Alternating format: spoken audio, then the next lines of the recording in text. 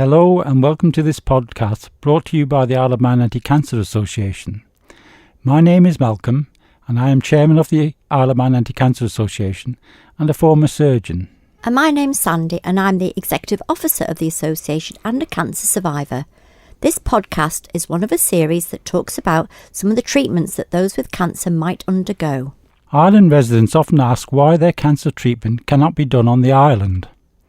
This arises in part from the vast expense of purchasing and running complex and specialised equipment, such as radiotherapy machines, for example. It also comes down to numbers of patients seen with specific tumours. Nowadays, medical colleges and other statutory bodies lay down strict criteria around how many new cases of certain tumour types need to be seen annually by specialists in the field, surgeons or oncologists, in order to maintain their skills and expertise and to build a comprehensive, cohesive team around them to produce optimal results.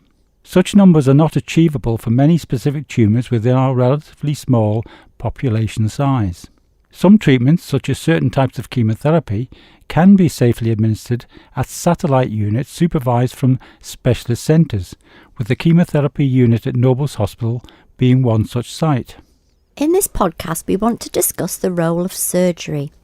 Surgery may be used to establish a diagnosis, to surgically reset the primary tumour or even some secondaries, in staging of the disease to help inform the need for further treatment, or to improve quality of life through palliative management. Let's talk first about the use of surgery to establish a diagnosis. Occasionally, it may not be possible to make a definitive tissue diagnosis by a needle biopsy or other such means. The tumour may be very small or difficult to access by any other means.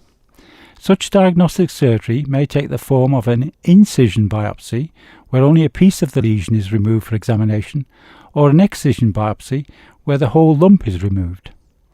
The tissue sampled or excised may reveal benign disease, with no further treatment being needed.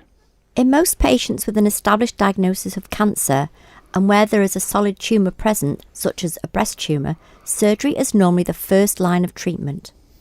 This often enables all of the abnormal tissue identified by examination and various scans to be removed and provides additional tissue to more accurately determine the type of tumour and the stage of the disease. In some instances, particularly if the tumour is bulky, radiotherapy and chemotherapy may be given beforehand to shrink the tumour to make surgery removal easier.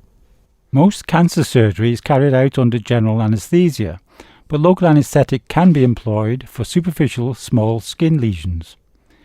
If the tumour is very small and sited deep within the tissue, a fine hooked wire or other localising device may need to be inserted under local anaesthetic just prior to surgery to assist the surgeon in locating the tissue that needs to be removed.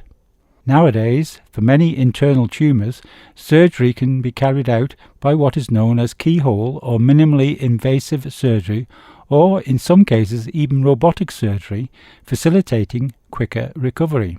The aim of surgery in the majority of cases is to remove the tumour with a rim of healthy tissue around it, and where possible to sample the regional lymph nodes at the same time to see if the disease has spread into them. This latter procedure is often termed a sentinel node biopsy and is part of the staging of the disease. To assist in locating the relevant lymph nodes, the surgeon will inject a small amount of a blue dye, often with a small amount of a radioactive compound, into the tumour immediately before or shortly after the start of the operation. Whilst the surgeon is resecting the tumour, this fluid will slowly move along those lymphatic channels and pool in the lymph glands nearest to the tumour. After removing the primary tumour, the surgeon is often able to trace the blue dye along the thin lymphatic channels and visualise the small blue lumps, which are the relevant lymph nodes, which can then be removed and sent for subsequent examination. If a small dose of radioactive material has also been injected, the surgeon can also be guided to the lymph glands using a small handheld detector. After the excised tissue has been removed and subsequently fully examined, in a few cases further surgery may be required. Surgeons strive to remove all the tumour at the first procedure. However, so as to leave the best cosmetic or functional long-term result for each patient, it is important to remove no more normal tissue than is felt necessary. Some tumours have very fine fronds extending into the surrounding normal tissue, which is impossible for the surgeon to see or feel, but the pathologist may see these through a microscope at subsequent examination of the resected specimen. A second procedure to remove a further rim of tissue is then warranted.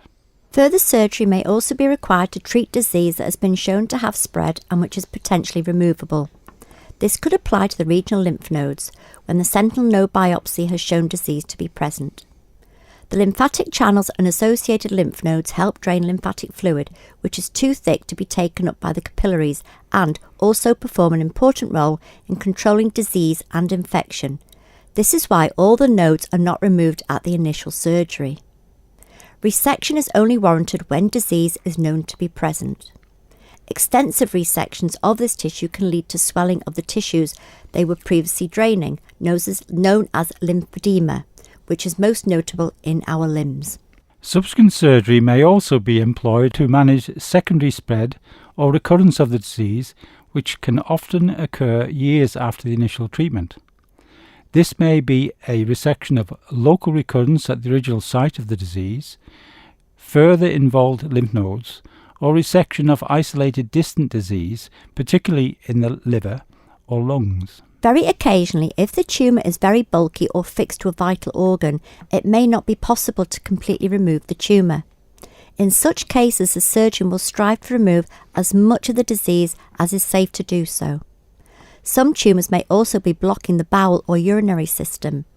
If the surgeon is unable to remove the disease, either an internal bypass of the disease or an external stoma may be required to overcome the blockage, with any residual disease being managed by other treatments, such as radiotherapy or chemotherapy. The surgeon or a member of the team will explain any surgical procedure, its rationale, and any potential problems that may arise prior to you signing a consent form.